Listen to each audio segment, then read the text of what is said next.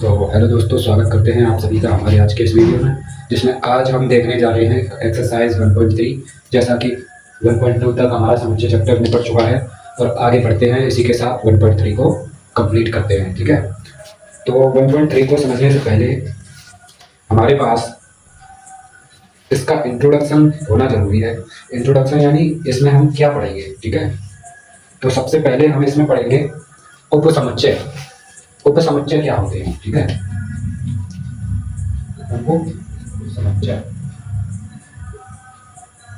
जैसा कि आपने पढ़ा समुच्चय, जैसे कोई समुच्चय होता है, मान लीजिए 1, 2, तो इसके बाद हम पढ़ने जा रहे हैं उपसमुच्चय। उपसमुच्चय के लिए ये जो समुच्चय दे रखा है हमें क्वेश्चन में देगा कि कोई समुच्चय है दिया है, उसके उपसमुच्चयों की संख्या बताइए। ठीक है, या उसके उपसमुच्चय निकाल कर बताइए। तो ये हमारे पास एक समुच्चय है, इसमें कितने उपसमुच्चय बनेंगे, इसके लिए हम उपसमुच्चय बनाएंगे। तो जिसके इतने जो अवयव हैं, इसमें जितने अवयव हैं उनको अलग अलग सेट में बंद करते चलेंगे कॉमा लगा करके। जैसे 1, फिर 2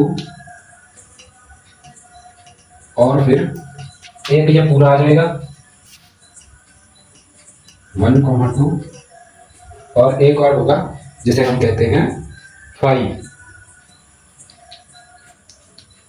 ये 5 जो है सबका उपसमुच्चय, जिनके भी हम जितने भी समुच्चय होंगे उनमें सब में ये 5 आता है। ये 5 सबका उपसमुच्चय होता है। ठीक है, तो बात क्लियर हुई। तो आपने सीखा उपसमुच्चय कैसे निकालना, सीखना है हमें। जो समुच्चय दे रखा है उसके अवयवों को पकड़ना है और अवयवों को अलग अलग सेट में बंद करते जाना है। और एक जो जितने अवयव हो चुके हैं अलग अलग, और फिर ये पूरा एक सा जैसा है वैसा आ जाएगा और एक 5 हो जाता है। ठीक है, तो चलिए ये उपसमुच्चय है। आप एक और देखिए उदाहरण, मान लीजिए a, b एक और समुच्चय है। तो इसके क्या हो जाएंगे, a, b और a, b और एक हो जाएगा 5 को हम ऐसे भी लिखते हैं ये। ठीक है, इसमें समुच्चय के अंदर कोई अवयव ना बनाएंगे तो इसे भी हम रिक्त समुच्चय कहेंगे। रिक्त समुच्चय होता है ये सबका उपसमुच्चय होता है। ठीक है,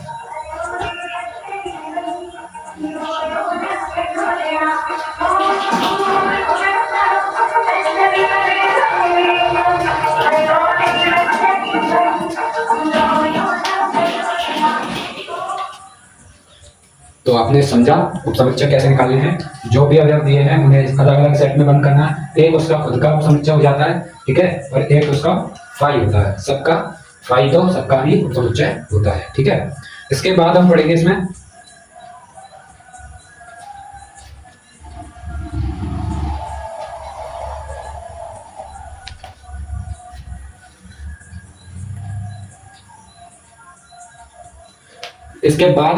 इसमें घात समुच्चय। ठीक है, तो आपने ये समझा उपसमुच्चय क्या होते हैं। अब बात करेंगे हम घात समुच्चय। घात समुच्चय, घात समुच्चय क्या होते हैं, जो हमने ये उपसमुच्चय बनाए इसके इन्हीं को केवल एक अलग से मझला कोष्ठक में बंद करने पर जो समुच्चय बनेगा इसे हम घात समुच्चय कहते हैं।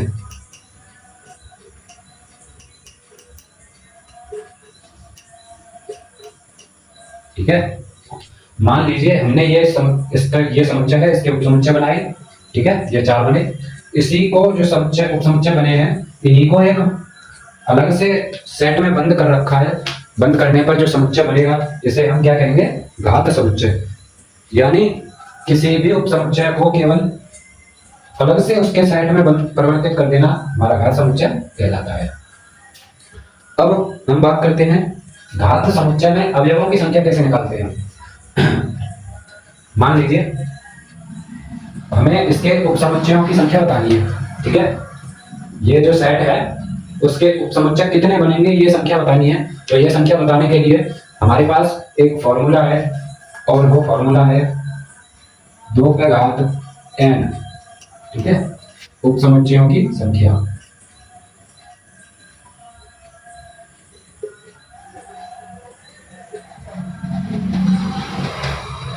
कोई भी समुच्चय दे रखा है उसमें कितने उप समुच्चय बनेंगे उसके, ये बात निकालने के लिए ये सूत्र होता है 2 पे घात n।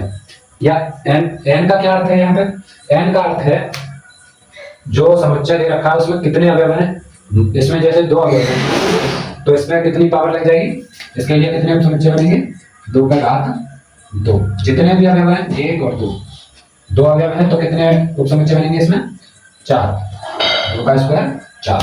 तो देखिए इसमें 4 उप समुच्चय बनने थे और बने कितने हैं, 1 2 3 4, ठीक है, 4 ही उप समुच्चय बने हैं। अब मान लीजिए इसमें 3 अवयव होते तो कितने होते, 2 का घात 3 यानी 8, ठीक है। इसी प्रकार आगे बढ़ते हैं और अब बात करते हैं हम सार्वत्रिक समुच्चय की। चलिए आगे बढ़ते हुए बात करेंगे सार्वत्रिक समुच्चय।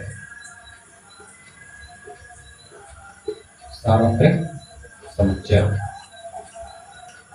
सार्वत्रिक समुच्चय में क्या पढ़ेंगे हम, सार्वत्रिक समुच्चय होते हैं, मान लीजिए एक यूनिवर्सल सेट होता है, जैसे हम इंग्लिश में क्या कहते हैं सार्वत्रिक समुच्चय को, यूनिवर्सल सेट। यूनिवर्सल सेट ऐसा समुच्चय होता है जिसके अंतर्गत सभी समुच्चय हमें मिल जाते हैं मोस्टली, जैसे सभी वास्तविक संख्याओं का समुच्चय, वास्तविक संख्याओं का समुच्चय, ठीक है, वास्तविक संख्याओं का सेट हो गया। और क्या क्या उदाहरण डाल सकते हैं, सभी प्राकृतिक संख्याओं का समुच्चय, सभी पूर्णांकों का समुच्चय। सार्वत्रिक समुच्चय जिसके अंतर्गत सभी यूनिवर्सल यानी यूनिवर्स, एक होल यूनिवर्स हमारा उसमें समाहित हो जाए। होल का मतलब है जैसे पूरी वास्तविक संख्याओं का समुच्चय है, इसमें सारी की सारी वास्तविक संख्याएं आ जाएंगी, ठीक है, कोई भी संख्या बाकी नहीं बचेगी, शेष नहीं बचेगी। और पूर्णांकों का समुच्चय तो इसमें पूर्णांक भी आ जाएंगे, ठीक है। और मान लीजिए परिमेय संख्या का समुच्चय, इसमें परिमेय संख्याएं भी आएंगी, पूर्णांक भी आ जाएंगे और परिमेय संख्या भी आ जाएंगी वास्तविक संख्याओं के अंदर। और कौन सी संख्या रह गई, पूर्ण संख्या रह गई, तो सारी संख्याएं इसमें हमें मिल जाएंगी देखने को। तो ऐसी संख्या जिन्हें हम एक ही समुच्चय में प्राप्त कर सकें उसे हम क्या कहते हैं, सार्वत्रिक समुच्चय, ठीक है। चलिए अब आगे बढ़ते हैं इसकी एक्सरसाइज की तरफ। एक्सरसाइज को करेंगे, इसके हर प्रश्न को देखेंगे और एक एक सवाल को हल करेंगे, ठीक है। चलिए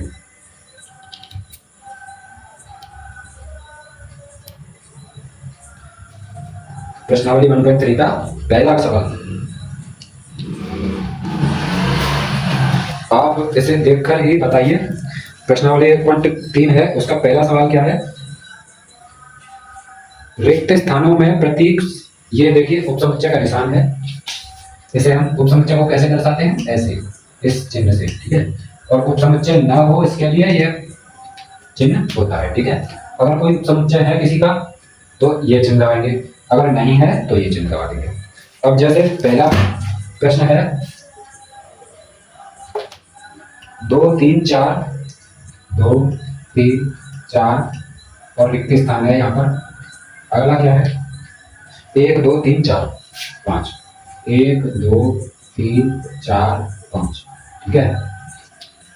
मतलब ये पूछ रहा है क्या कि इसका ये सबसेट है कि नहीं, सबसेट इसे बोलते हैं, सबसेट यानी उपसमुच्चय, इसका उपसमुच्चय ये है या नहीं ये पूछ रहा है, मतलब ये उपसमुच्चय इसका है कि नहीं। तो देखिए इसमें 2 3 4 और 2 3 4 है, तो इसका अर्थ है ये उपसमुच्चय है, तो ये निशान इसके बीच ऐसा आएगा, ठीक है। जो संख्या इसमें है वो है इसमें, तो कैसी बात है, उपसमुच्चय है। अगला है ABC और BCD, ABC और BCD, देखिए ना, B तो है इसमें, B है, C भी है, C है, लेकिन A नहीं है, ठीक है, A नहीं है, A की जगह क्या है, D, तो इसमें ये इसका उपसमुच्चय ये नहीं होगा, ठीक है। तो इसमें क्या निकालना है, ये बात, ठीक है। आगे बढ़ते हैं, अब आप बताइए, X सच दैट X आपके विद्यालय की कक्षा 11 का एक विद्यार्थी है, ठीक है, यानी कक्षा 11 का विद्यार्थी है। और आगे लिखा है X आपके विद्यालय का एक विद्यार्थी है, ठीक है।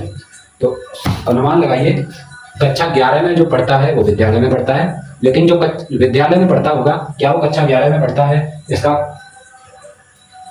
मतलब अंदाजा लगाया जा सकता है? नहीं लगाया जा सकता क्योंकि कक्षा 11 में जो पढ़ रहा है लड़का वो विद्यालय में तो पढ़ेगा ही, क्योंकि कक्षा 11 कहाँ पर होगी? विद्यालय में होगी, ठीक है। लेकिन जो लड़का विद्यालय में पढ़ रहा है इसकी कोई संभावना नहीं है कि वो कक्षा 11 का ही विद्यार्थी है, ठीक है। तो वो कक्षा 10 का भी हो सकता है, कक्षा 9 का भी हो सकता है, कक्षा 12 का भी हो सकता है, ठीक है।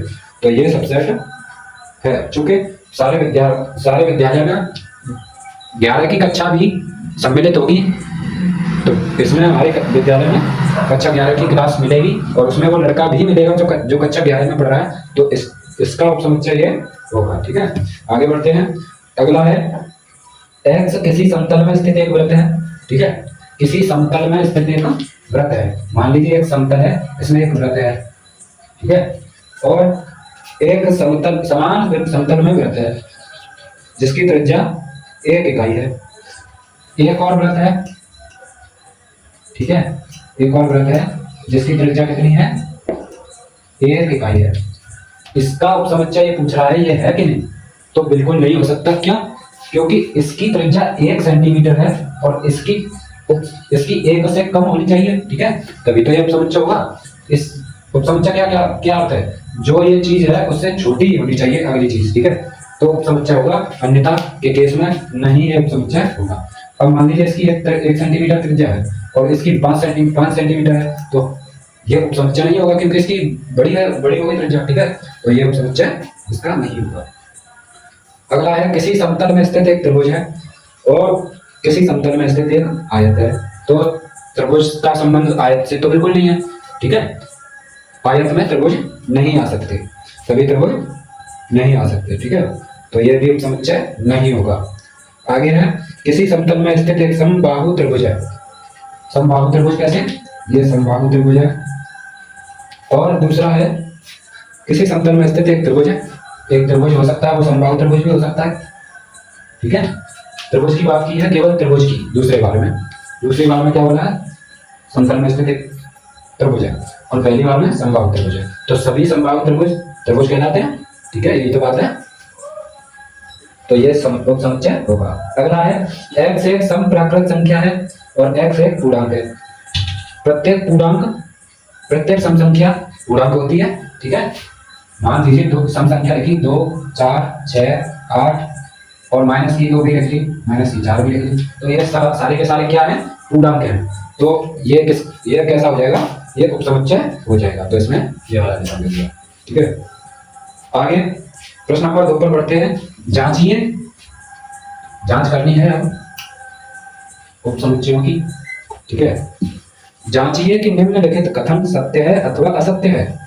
एक समुच्चय दे दिया है a, b और उसके बीच में ये चिन्ह है, जैसे हम उपसमुच्चय नहीं का पढ़ते हैं, और b c a, ठीक है। और ये बोल रहे हैं कि ये जो है इसका उपसमुच्चय नहीं है, लेकिन जब हम इसका उपसमुच्चय बनाएंगे तो क्या इसमें a, b नहीं आएगा? ठीक है। उपसमुच्चय में क्या लगाएंगे? b और फिर c अलग, फिर a अलग, फिर b और c, फिर c, a और a, b आएगा, ठीक है। मतलब ये झूठ बोल रहे हैं, तो ये असत्य कह रहे हैं। पहला क्या हो जाएगा? असत्य हो जाएगा, ठीक है। अगला है a, e और अब इसके बीच में ये सेट निशान है और x एक वर्णमाला का, अंग्रेजी वर्णमाला का स्वर है। अंग्रेजी वर्णमाला का स्वर कैसे बनाएंगे? a, e, i, o, u, ठीक है। अब ये बोल रहे हैं कि इसका उपसमुच्चय ये है, तो सही बात है भाई, इसका उपसमुच्चय ये है, सही है, क्योंकि a और e मिल रहे हैं, तो उपसमुच्चय होगा, तो ये कथन सत्य है। चलिए आगे बढ़ते हैं। अब है 1, 2, 3 और 1, 3, 5, 1 तो मिल गया, 3 भी मिल गया और 2 नहीं मिला, तो ये उपसमुच्चय नहीं होगा, ठीक है। और ये कह रहे हैं उपसमुच्चय है, इसका मतलब ये असत्य है, ठीक है। आगे बढ़ते हैं। सब समुच्चय ए में दे रखा है a और इधर दे रखा है a, b, c, तो हमें a पहले में क्या है? a ही है, जैसे ए मिला हमें और इधर क्या है, सबसेट है ए बी सी, ठीक है, ए बी सी। तो केवल ए है, ए ही देखना है, ठीक है। तो क्या ए उपसमुच्चय होगा इसका, तो ए उपसमुच्चय है, ठीक है, ए उपसमुच्चय है, तो ये कथन सत्य हो जाएगा। अगले पे बढ़ते हैं। एक्स संख्या 6 से कम समप्राकृत संख्या, 6 से कम समप्राकृत संख्या कौन सी है, 2 4 6, 2 और 4 ही आएगी बस, 6 से कम लेने हैं। और अगला है एक्स प्राकृत संख्या है जो 36 को विभाजित करती है। एक्स एक ऐसी संख्या है जो 36 को विभाजित करती है, यानी 36 को काटती है। 36 को कैसे काट सकते हैं हम, 2 से, फिर 3 से, फिर 6 से, फिर 9 से, फिर 12 से, ठीक है। और ये मतलब इसका यहीं तक ध्यान देते हैं। और हमें देखना है कि 2 और 4 इसमें 4 से भी काट सकते हैं भैया, 4 से भी काट सकते हैं। तो 4 और 2 का उपसमुच्चय बनेगा, ठीक है। तो 4 और 2 का उपसमुच्चय बनेगा, तो ये कैसा हो जाएगा, कथन सत्य हो जाएगा। उपसमुच्चय 2 और 4 मिल गए इसमें, ठीक है, उपसमुच्चय हो जाएगा। इसमें ये निशान लगेगा और यही लगा हुआ है, उसमें उपसमुच्चय हो जाएगा। आगे बढ़ते हैं प्रश्न नंबर 3 की तरफ। अगला प्रश्न है तीसरा। मान लीजिए कि ए जो दे रखा है, ए क्या दे रखा है, समुच्चय के अंदर है 1 2 1 2 3 5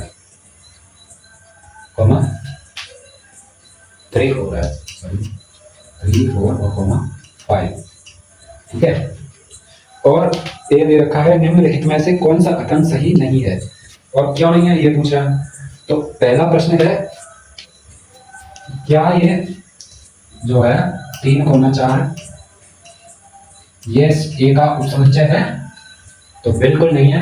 क्यों नहीं है, क्योंकि ये कैसा उपसमुच्चय बनेगा, उपसमुच्चय ऐसे बनेगा, ठीक है, 3,4 ऐसे क्यों बनेगा। अब मान लीजिए इस सब ये ए सेट है और ये उसका सेट का निशान है, तो उसमें जो जितने भी जो संख्याएं लिखी हुई हैं ये क्या है, इसके अवयव कितने हैं इसमें, 1 2, और ये जो अवयव है एक ही अवयव है, ठीक है, 1 2 3 और 4 अवयव है इसमें, केवल और केवल 4 अवयव है।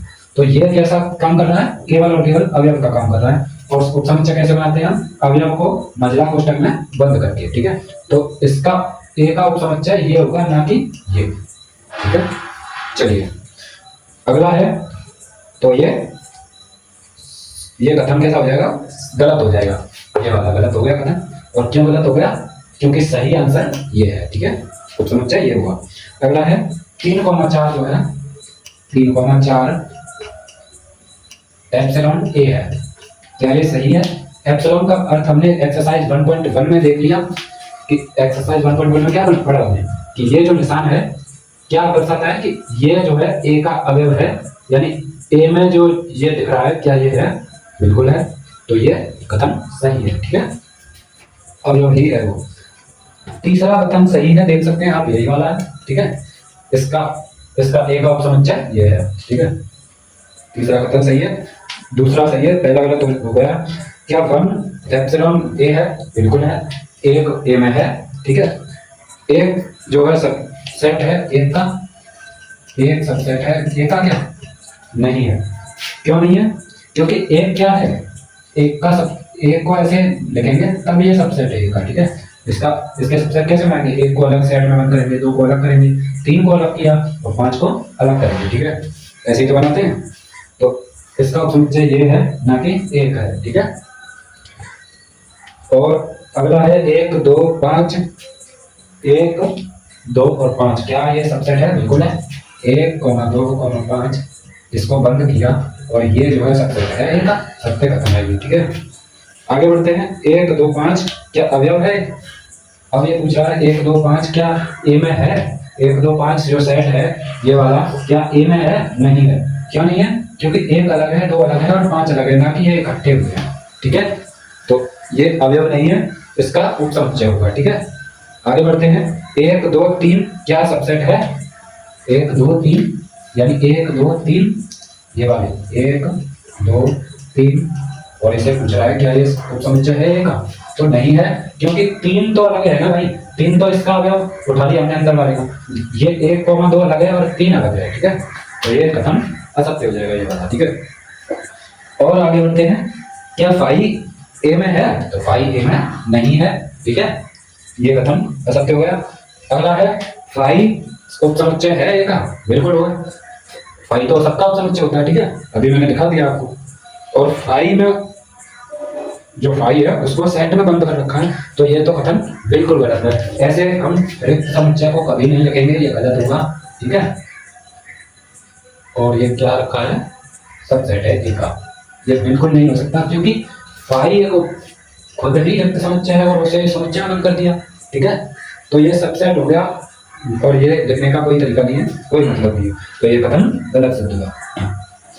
आगे बढ़ते हैं प्रश्न नंबर 4 की तरफ, ठीक है। प्रश्न नंबर 4 में क्या लिखा है, निम्नलिखित समुच्चयों के सभी उपसमुच्चय लिखिए। यह समुच्चय दे रखा है, इसके उपसमुच्चय लिखने हैं। पहला है ए, ठीक है, तो इसमें एक ही अवयव है, कितने निकलेंगे, तो 2 लगाते हैं यानी 2 निकलेंगे। एक तो ये खुद हो गया, इसको बंद कर दो भाई, और एक फाई हो गया, ठीक है, चलिए दोनों निकले। दूसरा है ए कॉमा बी, इसमें 2 अवयव हैं, तो इसके 2 पे घात 2 यानी 4 बनेंगे। तो समुच्चय कैसे बनेंगे, एक ए अलग लिया और एक बी अलग ले लिया और ए कॉमा बी अलग ले लिया, इसका अलग हो गया भाई, और एक फाई हो गया, ठीक है, ये इसके उपसमुच्चय हुए। तीसरा है 1 2 3, इसमें 3 अवयव हैं भाई, 1 2 3, तो इसके भी निकालेंगे हम, पहले 1 का अलग होगा, फिर 2 का अलग हो गया, फिर 3 का अलग हो गया, फिर 1,2 हो गया, फिर 2,3 हो गया, फिर 1,3 हो गया, एक ये पूरा हो गया, 1 2 3 और एक फाई हो गया। इसके कितने आने चाहिए, 2 पे घात 1 2 3, 2 पे घात 3 यानी 8 होने चाहिए। कितने बने, 1 2 3 4 5 6 7 8, ठीक है, 8 उपसमुच्चय बन चुके हैं, तो ये हमने निकाल लिए। फाई तो फाई का एक ही है फाई, ठीक है। अगला है 5वां, पी ए के कितने अवयव हैं यदि ए बराबर फाई है, ठीक है, तो आगे बढ़ते हैं, आप इसे लिख लीजिए और आगे बढ़ते हैं 5वें प्रश्न पर, ठीक है।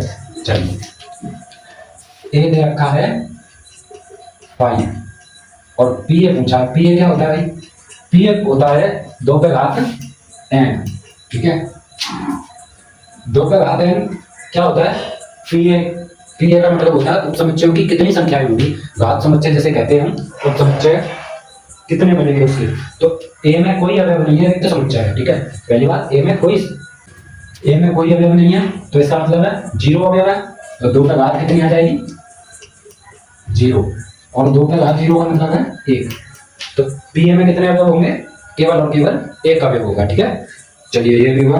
अब आगे बढ़ते हैं 6वें नंबर प्रश्न पर। 6वां प्रश्न कह रहा है निम्नलिखित को अंतराल के रूप में लिखिए, ठीक है, अंतराल बनाना है। चलिए 6वें प्रश्न पर पढ़ते हैं, और 6वें प्रश्न में पहला प्रश्न दे रखा है, x r से आता है, r में है और -4 से बड़ी है और 6 से छोटी है, -4 से बड़ी है और 6 से छोटी है, तो इसका एक सिंपल सा रूल है, जिस तरफ मान लीजिए कैसे दे रखा है, -4 से x लेस देन है और ग्रेटर देन है और लेस देन 6 है, जिस तरफ -4 की तरफ बराबर का निशान नहीं है, नीचे जो है बराबर का निशान नहीं है, तो उस तरफ ऐसा ब्रैकेट आएगा छोटा, स्मॉल ब्रैकेट, और जिस तरफ 6 की तरफ बराबर का निशान है तो 6 की तरफ कैसा निशान आ जाएगा, बड़ा वाला, ठीक है। ये सिंपल सा रूल है इसका, जिस तरफ बराबर का निशान होगा उस तरफ बड़ा कोष्ठक और जो जिस तरफ नहीं होगा उस तरफ छोटा कोष्ठक। अगर ये दोनों तरफ होता, मान लीजिए यहाँ भी बराबर होता तो दोनों तरफ बड़ा कोष्ठक लगाते हो, ठीक है। अंतराल बनाना है, ये हमारा पहले का अंतराल बना। दूसरे का बना लेंगे आप, तो दूसरा बनेगा हमारा -12 से -10 तक, -12 से -10 तक और दोनों तरफ छोटा कोष्ठक। अगला बनेगा 0 से 7 तक, तो 0 की तरफ कैसा होगा, बड़ा कोष्ठक और 7 की तरफ छोटा कोष्ठक, ठीक है। आगे है 3 और 4, 3,4 बनाएंगे हम और बड़ा कोष्टक दोनों तरफ बनेगा, ठीक है, जो कि दोनों तरफ बराबर है। चलिए 6वां प्रश्न हुआ। अब आगे बढ़ते हैं 7वें प्रश्न पर बढ़ते हैं। 7वें प्रश्न में देखते हैं अंतरालों को समुच्चय निर्माण रूप में लिखिए, ठीक है। अब हमें समुच्चय निर्माण अंतराल दे रखे हैं और समुच्चय निर्माण रूप बनाना है। चलिए अंतराल है -3 से 0 की तरफ है, -3 से 0 की तरफ है, तो केवल और केवल हमें अंतराल बनाना है, तो अंतराल दे रखा है तो इसे लिखेंगे x such that x belongs to r और -3 से बड़ी है x और 0 से छोटी है, ठीक है, यही तो लिखा है। दोनों तरफ बराबर नहीं लगाना है क्योंकि दोनों तरफ छोटा कोष्टक है, ठीक है। अगला बनाएंगे 6,12, 6,12 है अगला और दोनों तरफ बड़ा कोष्टक है, तो दोनों तरफ बड़ा कोष्टक लगाएंगे x such that x belongs to r और 6 से 12 तक जा रहा है x, ठीक है, ये हो गया। अगला है 6 से 12 तक ही है अगला, 6 से 12 तक ही है अगला, लेकिन यहाँ छोटा है यहाँ बड़ा है, तो इसको लिखेंगे हम x such that x belongs to r और 6 से बड़ा है x और 12 से छोटा है या 12 के बराबर है, ठीक है, 12 की तरफ बड़ा कोष्टक लगेगा, ठीक है। अगला है, चलिए ऐसे नोट कीजिए, मैं चलिए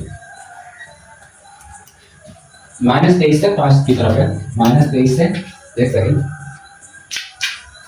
-23 से 5 की तरफ है, 5 है और इधर -23 है, ऐसे ही है, जैसे लिखेंगे हम x such that x belongs to r और -23 से कहाँ तक जा रहा है x 5 तक जा रहा है, ठीक है, इधर बड़ा कोष्टक लग रहा है तो बराबर का निशान लग गया 5 की तरफ, ठीक है। आगे बढ़ते हैं प्रश्न नंबर 8 की तरफ। प्रश्न नंबर 8 में कह रहे हैं निम्नलिखित में से प्रत्येक के लिए आप कौन सा सार्वत्रिक समुच्चय देने प्रस्तावित करेंगे। तो सार्वत्रिक समुच्चय का उदाहरण देना है हमें, ठीक है। सार्वत्रिक समुच्चय में क्या होता है, सारे समुच्चय एक ही में समाहित हो जाए, एक ही समुच्चय में एक ऐसा समुच्चय लेना है जिसमें ये सारे समुच्चय समाहित हो जाए। जैसे पहला प्रश्न है समकोण त्रिभुजों का समुच्चय, तो हम सार्वत्रिक समुच्चय लेंगे सभी त्रिभुजों का समुच्चय, उसमें समकोण भी आ जाएंगे और सभी समबाहु समद्विबाहु समकोण और विषमबाहु सब कुछ आ जाएगा, उसमें सारे त्रिभुज आ जाएंगे, समाहित हो जाएंगे, ठीक है।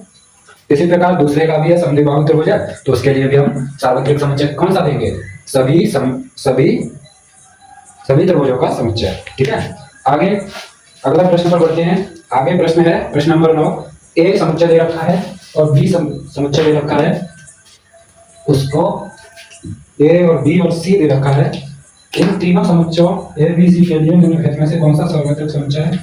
तो सार्वत्रिक समुच्चय कैसे बनेगा, ए दे रखा है 1 3 5 और बी दे रखा है 2 4 6, सी दे रखा है 0 2 4 6 8, ठीक है।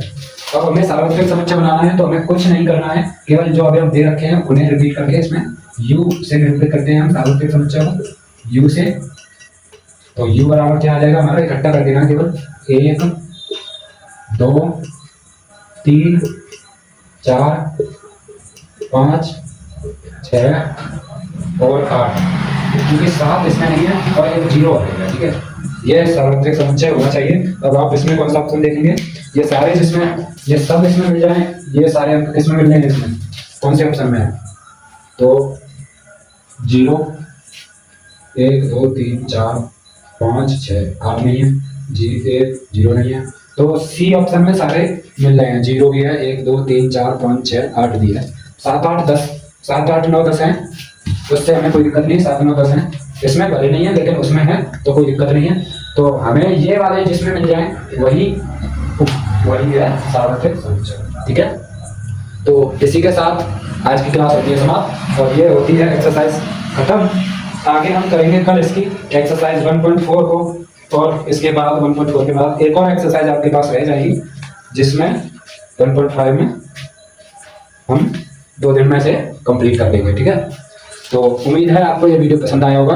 अगर आपको इससे थोड़ी भी सहायता मिलती हो तो वीडियो को लाइक और शेयर, चैनल को सब्सक्राइब करना ना भूलें। तब तक के लिए मिलते हैं अपने समुच्चय चैप्टर के साथ, समाप्ति की ओर बढ़ते रहेंगे। 2 दिन और लगेंगे इस चैप्टर में, बाकी हम इसे बहुत जल्दी समाप्त करेंगे, ठीक है। और आशा करते हैं आपको ये वीडियो पसंद आया होगा, ठीक है। तो मिलते हैं आपसे कल इसी टाइम पर, और तब तक के लिए जय हिंद, वंदे मातरम।